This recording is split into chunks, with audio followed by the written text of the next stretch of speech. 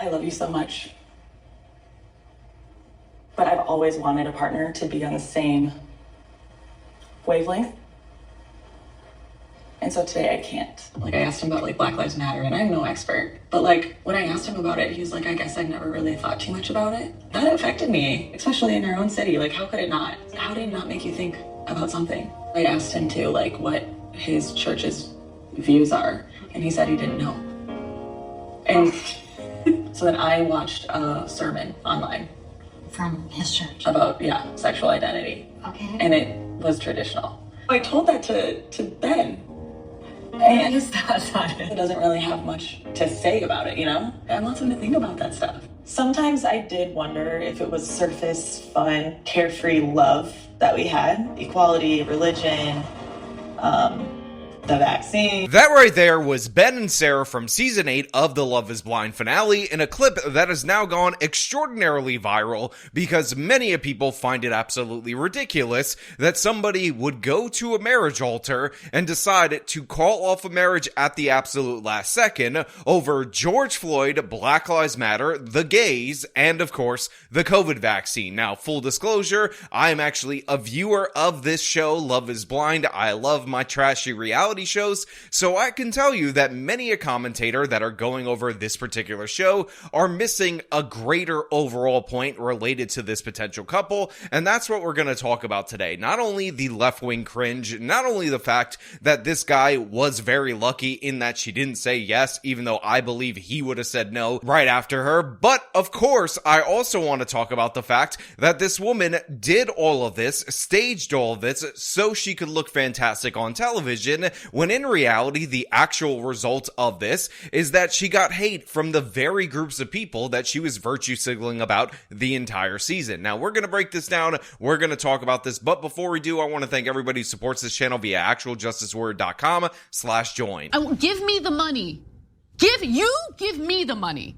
Okay. So for those of you who are unaware, I actually talked about this a little bit the other day when I was on Matt Christensen's show, and we went over the basics of this particular storyline. However, I wasn't able to flesh it out in the way that I wanted. Also, that particular live stream that I was on with Matt was airing at the same time as the Love is Blind reunion, so I didn't have all the full information of how this would develop a year later, but let me give you the basics of the particular show. So the contestants on Love is Blind essentially participate in what they call a 6-week experiment or something thereabouts. The first part of the experiment, they speak to people in the pods, and they are supposed to fall in love and engage with this person or get engaged with this person based on their voice and their talking alone. It's supposed to remove all the superficial things to prove whether or not love is blind. And it turns out the overarching message throughout this series that we've seen repeatedly is love is definitely not blind, because time and time again, the couples do not make it to the altar or they do not get married. And in this particular season,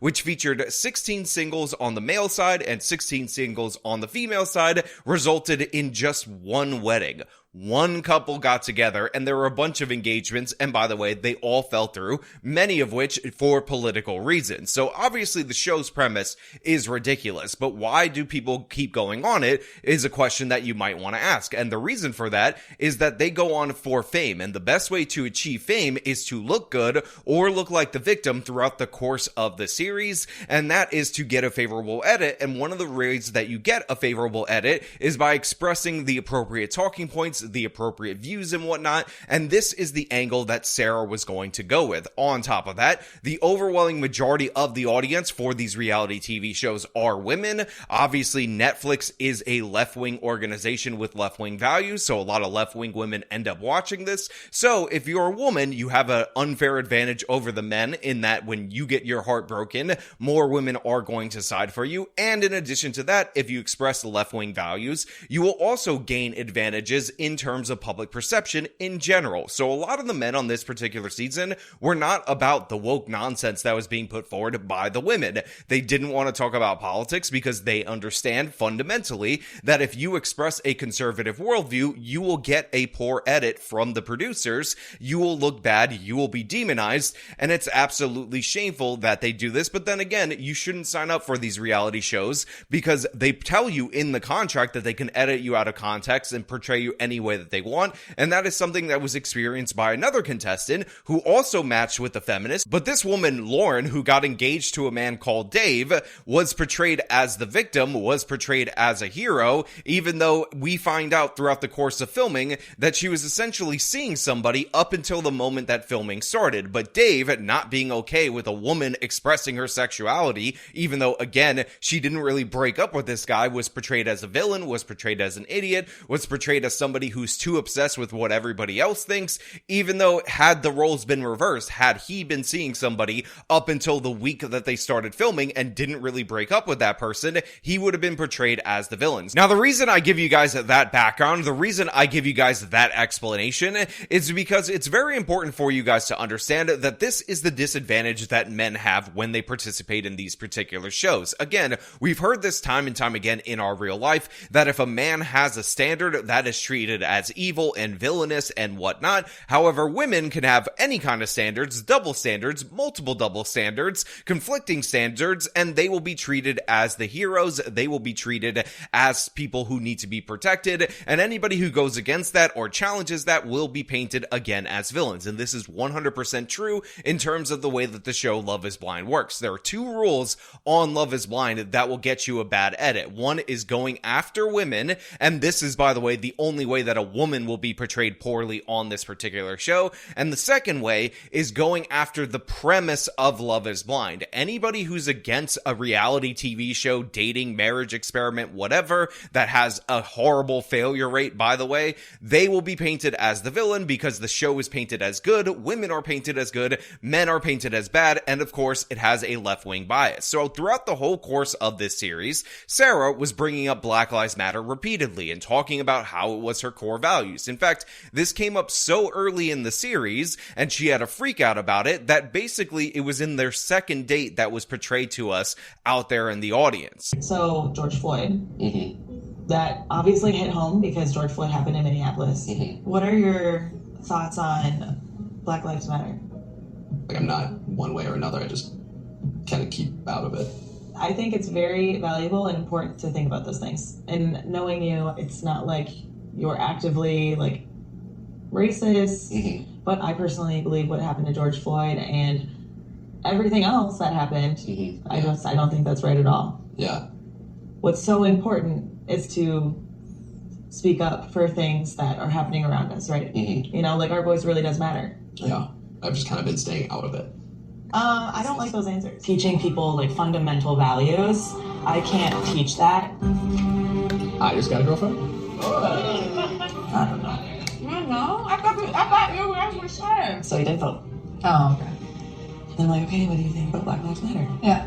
And he said, honestly, like, I just like haven't like educated myself on it. That's important to me. Yeah. Now look, a lot of people have taken this particular clip right here where Ben gets the red flags about this woman and said that Ben should have pulled out of this particular relationship right away because they don't have alignment on their fundamental values. And again, I understand that, I get that, but you have to understand that Ben is also trying to be famous. He's also trying to look good. So ending up getting out of the relationship at this moment in time would have not been a good look for him. He would have been painted as the villain. Also, expressing your political views on a left-wing show would have painted him as the villain. So he just does the thing where he's like, well, I don't really have a strong opinion on it and whatnot, and all these other things, which ends up supposedly angering Sarah. However, at this point in time, it is important for you guys to understand that they are in the dating phase. They are not engaged or anything of the sort. In fact, they get engaged after this. They go on the vacation that the show sends them on after this,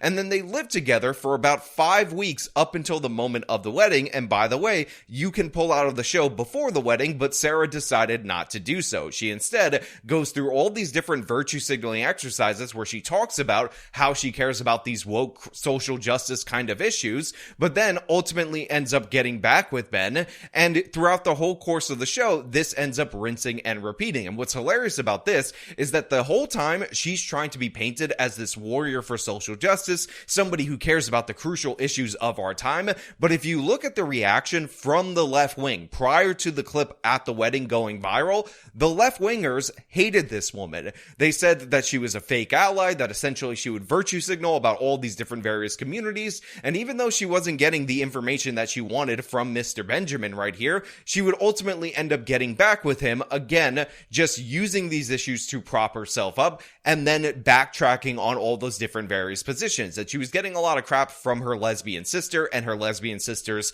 55-year-old lover. And by the way, yes, this is absolutely a weird couple. Not saying anything, I'm just saying. And by the way, I don't care about people being a gays or lesbians or anything of the sort, but this is how she was portrayed to the public. And I don't even think Netflix was aware of the fact that this woman was getting a bad edit unintentionally because she was reading as such a hypocrite. Again, she brought up these issues time and time again. She said that these were her core values. She said that she didn't like Ben's answers repeatedly, and then she stayed with him because she wanted to be on television longer. She wanted to have her big moment at this particular wedding where she says, I gotta make my stand based on my fundamental issues. And you could tell that she did not have this go the way she wanted it to go in the moment, because as she was walking off, nobody was asking her how she was, but she almost like had a stroke and she's like, I'm fine. I'll see you outside, in a clip of this particular video that doesn't necessarily go as viral as the rest. See me in the back. See me in the back. See me in the back. I'm fine. I'm fine. Get me out of here. You guys, really, I'm okay. So yeah, while a lot of people are taking her clip where she talks about the COVID vaccine, talks about Black Lives Matter, again in 2024 when they filmed this, as if it is the crucial element of this, it's actually all of the stuff in the background that really goes to show you how cynical an actor this woman actually is. Because again, she knew about all the differences in fundamental values that were supposedly deal breakers for her throughout the whole course of the series. She knew that Ben was not into politics, he was not into the woke stuff for weeks and weeks and weeks, yet she continued to pursue this relationship in order to get to the point where she could get to the altar, where she could give this speech, and this is exactly what ended up happening as a result of it. She ends up making these statements, thinking she's taking a strong stance, but throughout the whole course of a year, this ends up getting edited together, released to the public, and even the left-wingers are sick of her nonsense. Essentially, they treat her like this person who's concerned with Black Lives Matter, that doesn't have any black friends, that thinks that posting a black square, if you remember that nonsense from back in 2020, is the be-all end-all of your activism, and they're 100% right. This is superficial activism. This is her trying to portray herself as better than she thought, as better than everybody else, and what's hilarious about this is we found out in the reunion that after this, Ben, who was very smart in terms of how he wanted to play this for television, asked her if they could stay together. She ended up staying together with him, so the fundamental differences in values were really discussing, but then we're gonna date for a week, and then Ben called it quits and cut this woman off as soon as she moved to Nashville, Tennessee. It's absolutely hilarious in my opinion, and it's a perfect example of how fraudulent and phony this person actually is. Now, by the way, we actually had another couple with similar issues that ended up breaking down. This was the black couple. The male in this black couple, a guy named Devin, was told repeatedly by the person that he was seeing, a girl called Virginia, that black people need to vote Democrat, and she didn't like the fact that he described his family as more conservative, and he also didn't want to talk about politics on television because he understood how badly he was edited. In fact, at one point in time during the dating portion of this, the black guy was between two different women. One of them told him that she was dating a woman prior to coming on the show, and he decided that he wasn't interested in that. He's not interested in somebody who doesn't have their sexuality fixed, and that woman was very offended by the fact that he wasn't interested in her based on her preferences. So again, he was already being painted a little bit badly based on that, but intelligently, he refused to talk about politics throughout the whole course of the show, and ultimately he ended up in a situation where he looked pretty decent, and the woman looked unhinged, and after they ended up ending the marriage, even though she was saying he was a good guy throughout the whole course of the series, she attacked him repeatedly and mercilessly, and basically threw everything she possibly could at him in order to make it stick, even though this guy was just somebody who didn't really believe in abortion, and he voted for the Republicans, and his family was a Republican voting family. But she accused him of trying to steal money and a bunch of other ridiculous, absurd things that just go to show you how crazy these people actually are. So, I mean, something I just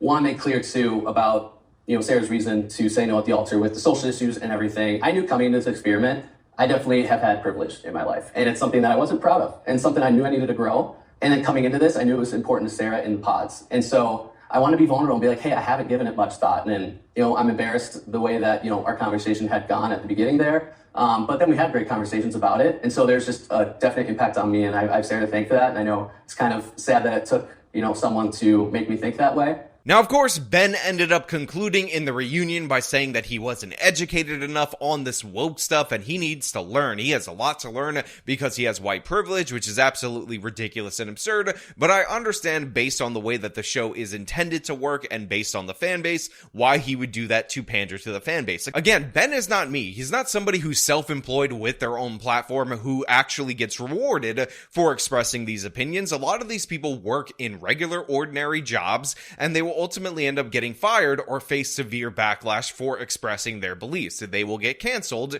because, of course, the left is far more intolerant than the right when it comes to political differences. That being said, this was just a display of weakness that I found disgusting, and I wish Ben or anybody in this particular reunion would have held these females accountable for their bad behavior. There was one guy, one person, a conspiracy nut, who ended up dating another female conspiracy nut who held a female on this stage accountable for her actions, and that was the only guy who had any stones throughout the whole course of the reunion, and I do appreciate that guy for standing up to the toxic feminist girl that, again, has just been a nasty person throughout the whole course of the series, or for the season anyway, and that is really where we're at in terms of the reality TV. However, I will say, there is also another lesson that Love is Blind teaches us time and time again, each and every season, because the show tends to feature disproportionately women that are over 30, women that were career focused, and women that truly demonstrate the lie of feminism. In reality,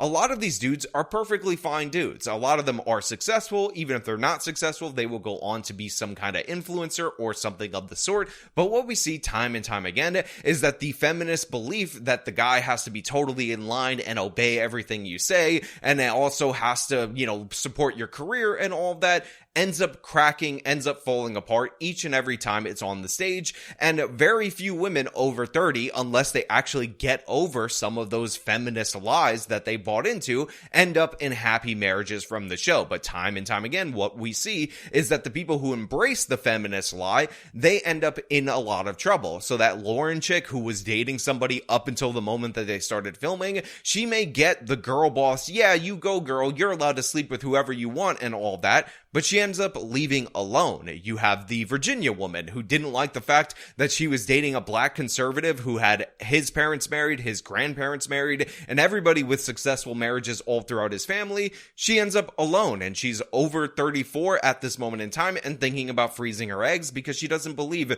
that she will be able to have children naturally at this moment in time based on the choices that she made. Again, you see this repeatedly throughout the whole course of these particular shows, and it's kind of the undergirding message of the series that Netflix unintentionally is showing us time and time again. Now, with all that being said, I want to know what you guys think about this stuff down in the comments below. Do you think that this Ben character should have stood up to this woman and broken it off with her almost immediately? Or do you understand my point about how the show edits political differences if you're coming from a right-wing perspective versus when you're promoting the basic left-wing talking points? In addition to that, do you understand what I mean about how this girl essentially tried to set this guy up to slaughter him for television purposes as a giant virtue signal, and how it ultimately ended up backfiring on him? What do you think? All your thoughts down in the comments below. As per usual, if you like the video, show them by leaving a like, subscribe for more content, follow me on the social medias, support me via the support links in the description of this video. This has been me talking about somebody breaking up over Black Lives Matter and the COVID vaccine. Till next time.